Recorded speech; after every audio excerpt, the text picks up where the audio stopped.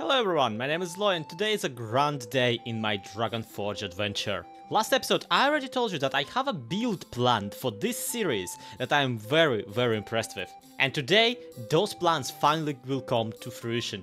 But before the Dragon Inn can finally open its door, well, first we need to gather all the materials for it, and second decide on the signature dish that we will be feeding all our server mates. Which is why my base area has been a little bit of a mess, I have to admit.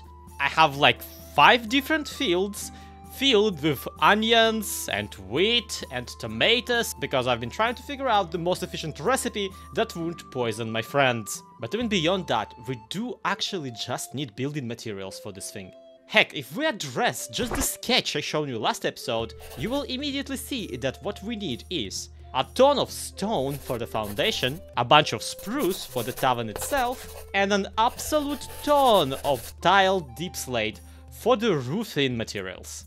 So today we'll be focusing on getting all that, plus some sort of a tool to get all that, and of course some sort of a storage to actually carry it in. I also hate to say it, but today we entered the point of no return. I made myself a second backpack. And also, I found more diamonds, so I'm actually gonna make this into a diamond backpack, and I'm gonna regret this so much. Because the diamond backpack has all of this inventory space. Yeah, for comparison, this is my previous one, this is the gold one. This one's like almost twice as wide, and this is wild to me, because I am frankly not ready to lose all my stuff in this much of an inventory. Especially when I already have a full backpack that I frankly do not feel like sorting through. So that gets rid of the storage issue. Now we actually need the materials to fill that backpack with. Luckily we already made an enchanting setup for last episode, so that shouldn't take long, should it? I mean, this is mods. We can't really settle on a regular vanilla pickaxe. Alright, so now we have an efficiency 5 fortune 3 unbreaking pickaxe, which is great. And I got this thing from Quark called a blank rune. Oh, and I can craft it with something to create a different colored enchantment glint. Okay, the green one actually does look pretty cool. I do wonder what it's gonna look like on a diamond pickaxe though. But hey, if we eventually upgrade it to netherite, the lime and the lime and black is gonna look really nice. Let's see. Oh, this is vibrant. Oh, this is good vibrant. Yeah, let's go, apply it. You know, mods really do just offer in quite a few spots the level of customization absolutely unrivaled. And this is a very lime green. This is a very vigorous lime green. Which, you know what? No, I'm absolutely here for it. Look, self-expression is important. But what's important right now is that I go and get a bunch of deep slate and a bunch of stone for myself, because if we're gonna build this thing, we're gonna need a lot of material. So, efficiency 5 and breaking 3. Could I live well enough alone? Of course not. Behold, the Goblin Trader mod. I meet Irvin here, and Irvin is apparently from the Goblin Traders mod, and if I give him a diamond pickaxe and an unbreaking 3 enchanted books, Irvin will give me Unbreaking 4 diamond pickaxe, which is very cool of Irvin over here, but I just got the pick, damn it. Art and Tinkro actually do have a villager setup and a villager selling Unbreaking 3 books. This is really impressive. They got a whole entire industry going, they have like tamed dragons and whatnot. I don't know how they managed to kill an entire full dragon female. There we go, 39 emeralds for an unbreaking book. Oh dear, that's a lot of emeralds. I can try and duplicate my iron at least. Hey Yerf, thanks. Man, this is actually really nice. I like these goblins, dudes. No, wait, no, don't go away. So here's a mighty circus, we're just gonna grab all that iron and trade it to this boy. And that's still not enough, and the boy has locked up. Alright, can I try and trade all of my coal instead? Kerchunk! And that's still only 24. But hey, it did unlock his iron trade, I guess. So that's 27. And I'm about to get like the most epicest pickaxe on the entire server. So I hope that they'll forgive me for pinching it I promise I'll make it up to the gang. In the meantime, I'm gonna trade them 3 paper and leather for 2 books for some reason. I'm gonna trade this boy. We're gonna get our Unbreaking book. And then we're gonna get our unique Unbreaking 4 pickaxe. And can I actually enchant this one? No, I cannot. I can only do this. Oof. That's gonna be a little bit of a headache, but hey, extra durability, I'm absolutely here for it. So if I get one that offers efficiency 6 one, I can absolutely try and get an efficiency 6 Unbreaking 4 pickaxe, which to my vanilla non-modded player mind is entirely mind-blowing. This is actually a really good trade. So thanks, Servan. I don't know if you do despawn or do not, but please don't. I kind of wish people saw you because you are incredible. And efficiency 6 would be really nice actually right about now, given the deep slate is not insta-mineable even with a really good pickaxe. Actually, to think about it, there is another way of getting efficiency 6 enchant on here, and that is using the Quark Mods Ancient Tomes. There are Ancient Tomes that increase basically your enchantment level just by 1. I'm just gonna make an efficiency 5 book and always carry with me the efficiency 5 book and also a plain diamond pickaxe, specifically in case I meet one of them goblin boys and can trade for the efficiency 6 stuff. Anyhow, wouldn't it be such a coincidence if I just teleported home and there was a goblin boy ready to trade for that exact pickaxe? Okay, listen, I promise I didn't spawn in the goblin boy using any like commands and whatnot. The goblin boy has been legitimately found in the caves. Okay, that's also where I got the 16 diamonds. Actually, this is like the incredibly overpowered one. I can also get a fortune 4 out of him. So, maybe this is the day we get an ultimate pickaxe. Okay, Lan, just don't despawn and we'll be fine. Duck, keep watch. I'll be right back with a fortune 3 and a plain pickaxe. The way I'm getting levels for this, actually, by the by, is via Tink and Art's nice experience grinder that they made. Turns out that the exact mod that I've been using to carry, like, small animals around, like, check this out. If I shift right click this duck with empty hand, I can pick it up. Turns out you can pick up and carry chests and even spawners that way. So this experience grinder apparently is running on 4 spawners, which is so overpowered for something that's essentially just a silly cute mod where you can, you know, give your favorite baby zombie a piggyback ride. You know, I always forget how just infuriating enchanting anything gets when you don't have villagers set up for this. I've been blasting through my lapis lazuli supply like crazy in this exact method, and best I got so far is fortune 2. Which is funny because now I'm struggling to get even that, and this is yeah, this is pretty bad. With the goblin trader threatening to despawn at any moment. I should probably look up if they despawn at all in the first place. We should be able to get at least an Unbreaking 4 pickaxe, another one. Let's go. I have an idea. Let's go see if this is gonna work. Lani? Aww, hi. Okay, so first and foremost, thank you for your Unbreaking 4. I basically have the perfect pickaxe now. I don't actually care about fortune, but it would be really nice to have it. And I'm sorry for what I'm about to do to you. Let's check this out. This is a cage. I promise it's not bad as it looks. Scratch that, this is exactly as bad as it looks. I feel horrible. I feel just awful. Okay, let's test out. Does it work on modded mobs? Yeah, check this out, it does. Okay, does it work on goblin traders? Lan? It is Lan. If I let you out, are you still gonna be Lan? You're still Lan. So now that I have a way of making you never despawn, get in the cage. I'm so sorry. I'm so sorry, but I have to do this. And I shift right click. Hi, LAN.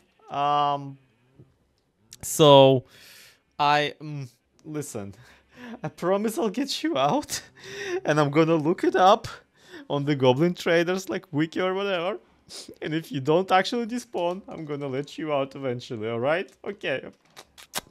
I love you. Please don't leave me. Anyway, let's go actually combine these two pickaxes. Makes me feel really guilty about LAN also, but that's beside the— Oh my god, this is the best pickaxe in the world. Ah, this is so cool.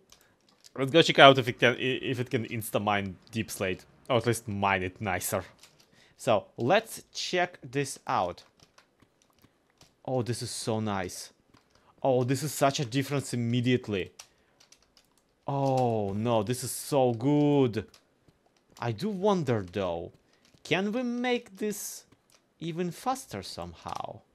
No, this is incredible. I'm so excited. LAN did me absolutely great, and I did him so dirty. I'm so sorry. Look.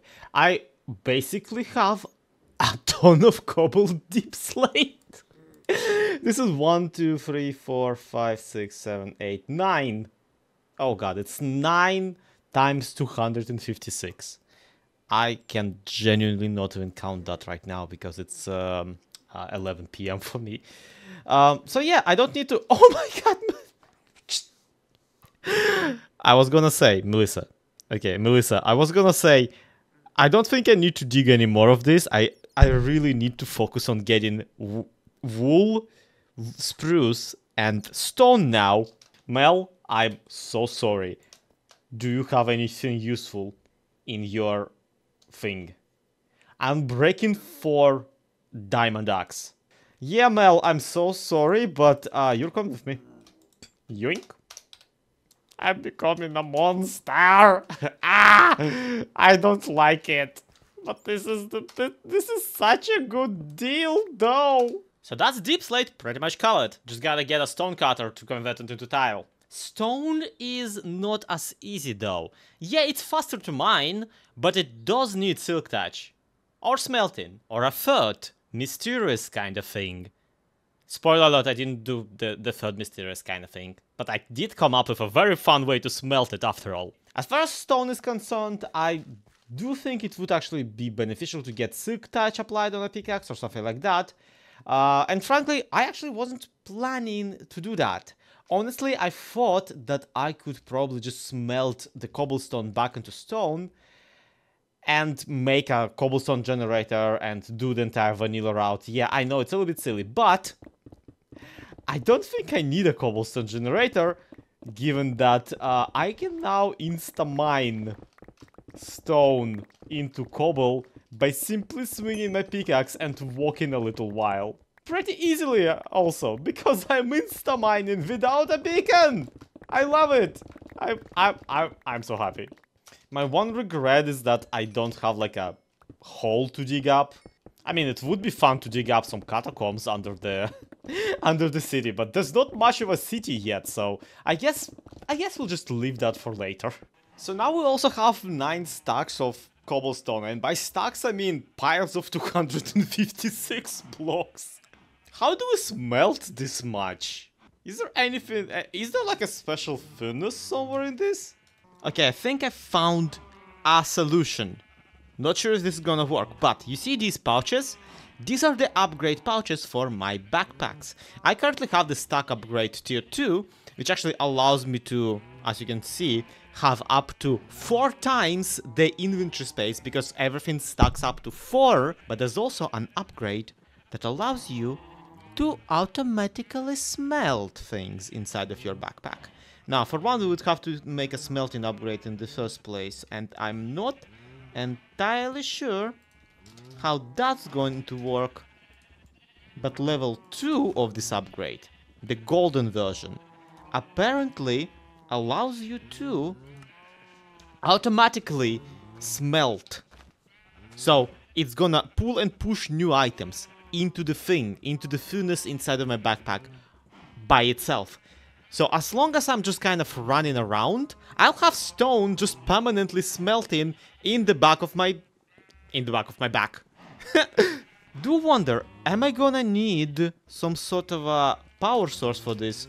Or is this just gonna run, I don't know, on the power of my farts? But I guess let's just make one and find out. Right, here's the regular one, here's the smelting upgrade, and here's the level 2 smelting upgrade. And now if I put it into my backpack, I have straight up a whole new tab to auto smelt. No, don't do it. No! Don't auto smelt my logs. Stop it. Not block, allow.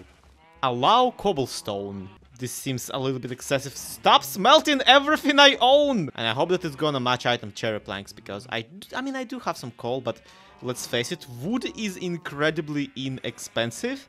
Especially now that Melissa the Goblin gave me an Unbreaking 4 axe. Check this out. Yeah, we chopped down that entire tree and we basically did no durability damage to the weapon. This is incredible, I love it. And you know what, just for giggles, I'm gonna also make a crafting upgrade, because this is the one that allows you to straight up just have a crafting bench directly in your inventory.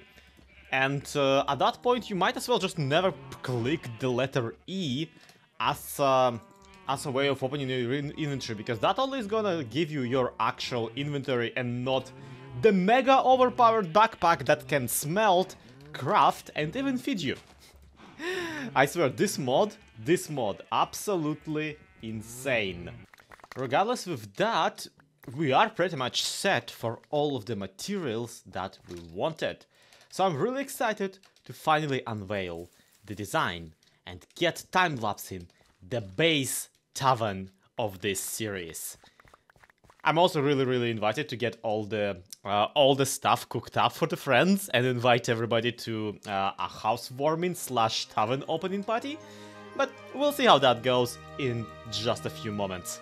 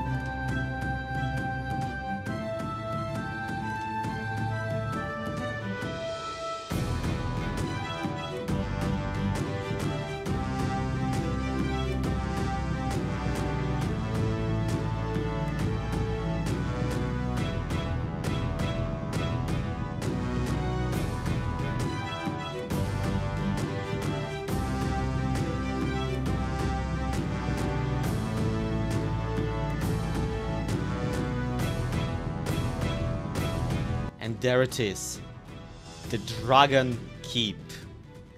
I love this building so much, it came out so incredibly well.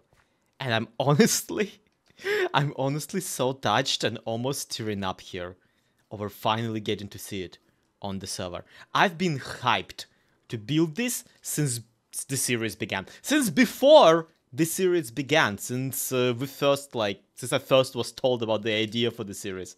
I made this build and look at it. It's so cool. It has the 2 wizard towers at the very top. For the... You know what? Let me give you a quick tour. I actually did mess up. Just a tiny bit. I messed up by building it into a wall a little bit. I like building with the terrain, not against it. And even then, the world is infinite. I could have found a better, flatter spot for it. But there is actually a nice bonus on the upside to me building it into the wall like this. And that is that right now every story of the tavern not only has an entry point inside of it on the interior, it also has an exterior entrance of its own. Like the first floor is right here, obviously. The second floor has a separate entrance here, which is where I think it would be really cool to have a separate teleportation floor, because this is also where the dining hall is. I actually do have this extra floor down here, and then the basement, which is where I imagine will be either the kitchen or the rooms, because I want this to kind of be an inn. So I want there to be rooms when people can stay and spend the night and have a nice meal in the morning, that kind of stuff. That being said, I do have an entire extra story up here that I've not utilized for anything yet. And also, need to remind you, we do have the rooftop towers for some wizardry shenanigans. And yes, this story also has its own level onto which it comes out, which I will have to clear out a little bit more to create a nicer landing spot for this. Because right now, yeah, okay, there's doors here, but there's nowhere really to go outside of back into the tavern. Maybe a nice garden would be so nice here. I should really consider it. But I do feel that we need to kind of hurry it up with the opening, because right now on the server there is an issue. There is not a famine, mind you, but certainly a great hunger rising within the bellies of my server mates. And I'm about to solve that once and for all. So yeah, we got the dining hall installed. We're gonna get everybody fed. And then I'm gonna hire somebody else probably to decorate at least some of the insides of the tavern. Because after all, I mean, what else are friends for? Get back into the pen, cow. You belong there. Luckily, we do have quite a bit of food mods, or at the very least, the crap out of the farmer's delight. So, I hope you like this spot. I enjoy it a lot, actually. This is really fun.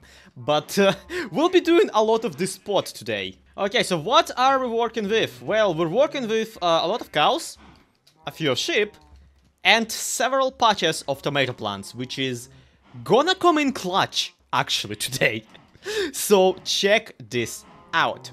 Naturally, it has a lot of recipes, and amongst them are specific recipes that actually get you the saturation effect. Not even saturation, nourishment. Flippin' nourishment effect for up to 5 minutes is the most I've seen so far. Can you believe that? Nourishment effect essentially makes it so you don't lose any hunger for an amount of time. And if you think that 5 minutes is not a lot, let me tell you, even 3 minutes is enough. So here's what I discovered. Or here's what I actually wanted to do at first. This dish specifically, the pasta with meatballs. It's just 3 ingredients at the first glance. I have the cows for the minced beef, I have the wheat for the pasta, and I have the tomatoes for the tomato sauce. Now, the tomato sauce itself does require 2 tomatoes and a bowl, obviously. So that's a little bit of an issue, but it's okay, it don't matter, it's fine.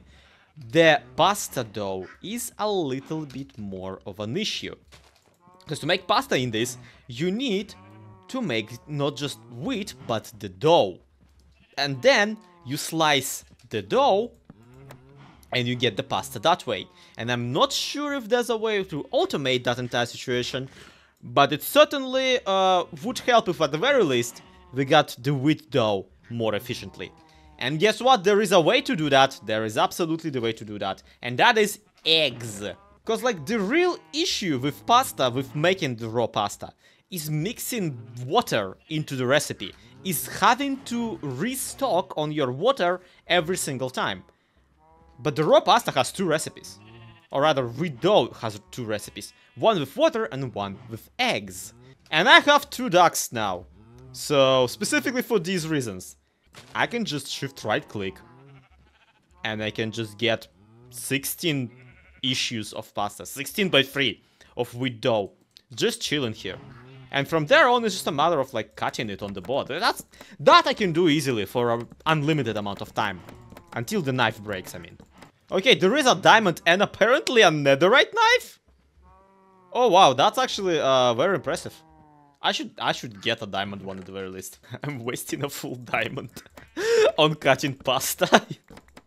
This is dedication, everybody. This is what I live for. Anyway, this is all fine and dandy, but we do need minced beef for the recipe, so I'm sorry, cows.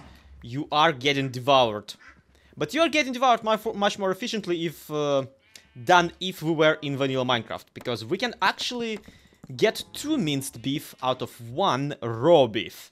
And that is enough to make some meatballs, and I love it. And in, I don't remember how many, I'm pretty sure 10 seconds, we get ourselves a pasta with meatball. But how spicy is that meatball, I hear you ask? I don't know. I can't eat right now, I'm full. Okay, there we go, we got ourselves a little bit hit. Let's check this out. There we go. We got the nourishment effect for 3 minutes. We got our health regenerated. And we actually have quite a bit of spare hunches over here from after regenerating. This is brilliant, but not perfect. And the not perfect comes that this is not as universal a food as I would like. For one, whenever you eat it, you get your inventory a little bit occupied with the bowl from the pasta. However, also, turns out, Artemis doesn't eat beef. And I want to feed everyone on the server. So we will have to shelve the meatball pasta and settle for something else. And luckily, there's a distant cousin of the meatball pasta that is actually absolutely 100% perfect for our goals. And that is the pasta with vegetables. And it's even better for what we're trying to accomplish. Because unlike the beef pasta, this one doesn't require beef. It only requires cave carrots. Meaning that we can skip the step of farming cows, killing cows, and mincing the beef for a much preferable one of just harvesting cave carrots, which I can very easily farm. How easily, I hear you ask? Well... Yep. So, as simple as that. Don't ask me where I got the cave carrots, I genuinely don't remember. I think it's safe to assume that I got them in a cave. My point being is that right now I can just add a cave carrot into this recipe here, so it takes twice as long to cook. I don't know what kind of bacteria we're trying to cleanse out of the cave carrots. But you know what? I don't know where they have been, so better play it safe. But there is another, much more secret benefit to this pasta with vegetables. And I think you already have guessed what that is if you were paying attention and looking at the crafting recipe. Pasta with vegetables isn't somehow served on a plate. Meaning that when we eat this, we will not have the annoying wooden bowl in our inventory. Which is something that Tinkfro complained, where I given him the leftover beef pasta that I had after Artemis told me to my face that she doesn't eat beef. So yeah, this is literally perfect for everybody on the server, including myself, because frankly, it's gonna be really easy to farm actually.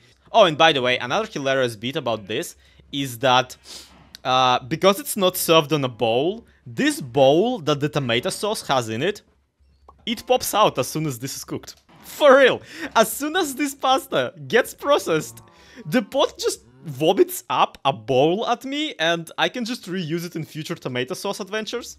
And I don't think I'm planned on getting any of this on camera, but oh my god, it is so incredibly satisfying to just mass craft things. Look at this! Look how much bread I'm holding!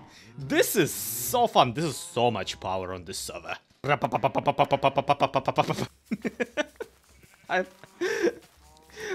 Modded Minecraft, eh? What a concept! Why do I have so much things in this game? No, for real, look. I still have 5 times 4, so 20 stacks of cobbled deep slate left after building this magnificent thing. What am I gonna do with it? I got no idea. This was meant to be my main base for the series. Yeah, let me tell you, we might feed the hungry, but we're definitely not helping the climate change with this entire situation. I should buy like a carbon monoxide detector for the tavern or something like that, because this is gonna get stuffy real quick. So I guess the lesson in this entire organization is I need a better egg farm than just 2 ducks on a hopper. But on the upside, what they did produce right now is a full chest of pasta with vegetables, which stacks up only to 16 admittedly, but hey, that's 16 times 27 multiplied by 3 divided by 60. 21 hour of saturation. Oh, I'm sorry, not saturation, fulfillment or whatever, nourishment. This is almost 22 hours of straight up not needing to eat anything beside the pasta, of course. So yeah, I hope people are gonna be appreciative of this. I just need to somehow distribute it amongst the players. And I also really want to invite them all while at it to the grand opening of the tavern, wherever that shall be, probably next episode. But there's quite a bit we can do here with just the food alone. And then, once we're all fed, we can definitely go join in on some incredibly cool adventures. So thank you everybody so much for watching. This has been an incredibly awesome episode for me personally. I've been looking forward to getting this done for like a couple of weeks now, and it's so fulfilling to have it here. To be continued. Have a good one. Bye bye.